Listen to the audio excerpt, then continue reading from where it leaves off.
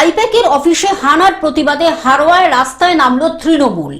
বসিরহাটের মিনাখা বিধানসভার তৃণমূল কংগ্রেসের হারোয়া ব্লক 2 সভাপতি ফরিদ জমাদার, যুব তৃণমূলের সভাপতি অতনু সর্দার এবং হারোয়া পঞ্চায়েত সমিতির সহ সভাপতি তথা হারোয়া ও মিনাখা বিধানসভার কোঅর্ডিনেটর আব্দুল খালেক মোল্লার নেতৃত্বে এক বিশাল প্রতিবাদ মিছিলের আয়োজন করা হয়। এদিন বকজুড়ি গ্রাম পঞ্চায়েতের মাজমপুর এলাকা থেকে মিছিলটি শুরু হয়।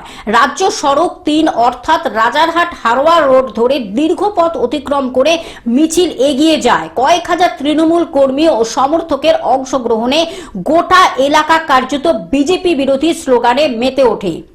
হাতে দলীয় পতাকা, ব্যানার ও পোস্টার নিয়ে স্লোগানে মুখরিত হয়ে ওঠে রাজ্য সড়ক। মিছিল শেষে মাজমপুর মোড়ে রাস্তায় টায়ার জ্বালিয়ে বিক্ষোভ দেখিয়ে প্রতীকী অবরোধ করা হয়।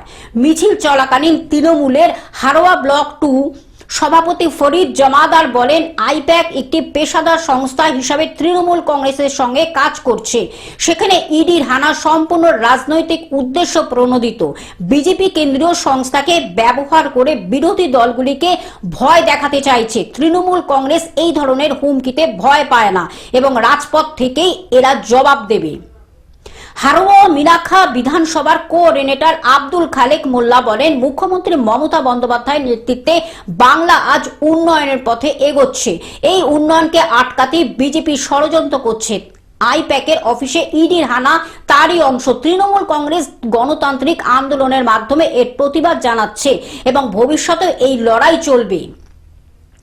দেশের গণতন্ত্র আজ বিপন্ন। বিজেপি সরকার কেন্দ্রীয় তদন্তকারী সংস্থাগুলিকে নিজেদের রাজনৈতিক অস্ত্র হিসাবে ব্যবহার করছে। বাংলায় তৃণমূল কংগ্রেসের জনপ্রিয়তা বাড়ছে বলে বারবার এই ধরনের অভিযান চালানো হচ্ছে, কিন্তু বাংলায় এই অন্যায়ের বিরুদ্ধে রুখে দাঁড়াবে। মিছিল ঘিরে যাতে কোনো অপ্রীতিকর পরিস্থিতি তৈরি না হয় সেজন্য হারোয়া থানার পুলিশ প্রশাসনের পক্ষ থেকে পর্যাপ্ত নিরাপত্তা ব্যবস্থাও নেওয়া হয়। শান্তিপূর্ণভাবে কর্মসূচি সম্পন্ন হয়। মিছিল শেষে তৃণমূল নেতৃত্ব স্পষ্ট জানিয়ে দেন, কেন্দ্রীয় সংস্থার অপব্যবহারের বিরুদ্ধে তৃণমূল কংগ্রেস রাজ্যের সর্বত্র আন্দোলন আরো জোরদার করবে। আমাদের দেশ নেত্রী সভানেত্রী মমতা বন্দ্যোপাধ্যায় তিনি সেই অফিসে ঝাঁপিয়ে পড়ে আমাদের যাদের প্রার্থী লিস্ট এবং আমাদের যা ভোট কৌশলী অবলম্বন করে বিজেপির রাজনৈতিকভাবে গণতন্ত্র পদ্ধতিতে আমরা তাকে অ্যাটাক করব, সেই গোপন তথ্যটা তারা ছিনিয়ে নিয়ে ওই গদিবাবু নরেন্দ্র মোদী অমিত শাহর হাতে তুলে দিতে চেষ্টা করেছিল। আমরা সেটা রুখে দিয়েছি।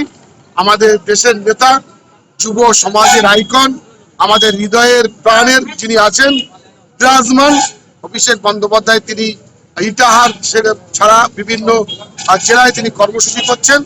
আমাদের দলীয় নির্দেশ, আমরা একটা র্যালি করলাম, অবস্থান বিক্ষোভের মধ্যে দিয়ে বিজেপিকে জানালাম, এটা পশ্চিম বাংলা, এটা বিহার নয়, এটা মহারাষ্ট্র নয়, এটা ত্রিপুরা নয়, এটা গুজরাট নয়, এটা পশ্চিম বাংলা। এই মাটি অত্যন্ত শক্ত ঘাঁটি মমতা বন্দ্যোপাধ্যায় এবং অভিষেকের মাটিতে এই বিজেপির চক্রান্তকে দুঃসাৎ করবো।